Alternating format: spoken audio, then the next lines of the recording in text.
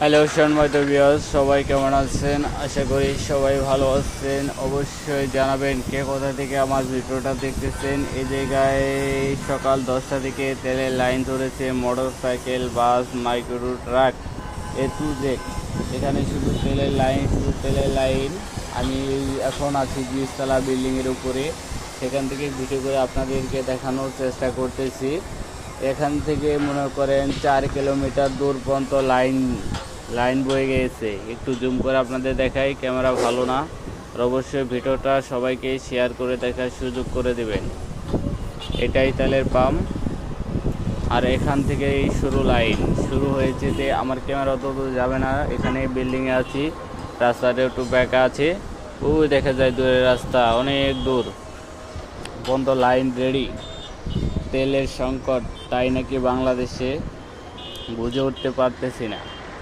বাংলাদেশে যদি তেলের সংকট হয় তাহলে তেল পায় কোথায়? আবার তেলের পাম্পের চারপাশে দেখছেন বাস দিয়ে ঘেরাও করা, যে কোনো একটা গাড়ি ঢুকতে না পারে। এগুলো রশির মতো দেখাচ্ছে, এগুলো সবগুলো বাস, চতুর্দিকে বাঁধা বাস তেল নেওয়ার জন্য।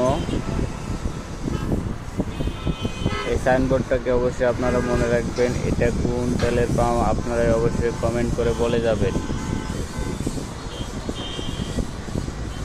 আর অবশ্যই ভিডিওটা কি কোথা থেকে দেখতেছেন আমাকে কমেন্ট করে বলে যাবেন।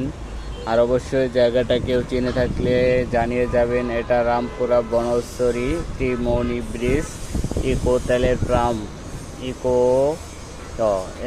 মেস, কিকো কিকো ফিলিং স্টেশন।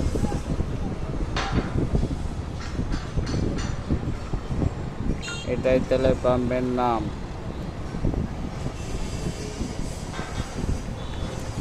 আর থাক, আর দেখানোর মতো কিছু নাই, এগুলোই, আর কিছু নাই।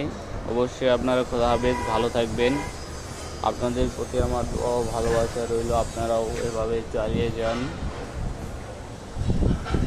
কাজের ফাঁকে ফাঁকে মাঝে মধ্যে একটু ভিডিও করার চেষ্টা করি, কিন্তু পারি না সময়ের কারণে।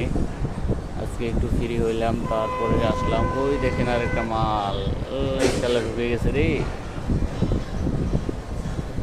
এই বাসায় একটা তো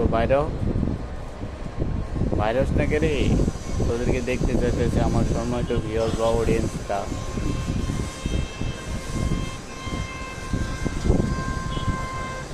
এটা ছাদ, এটা রাস্তা, এটা দোকান, আর এটা হলো মোটর সাইকেল।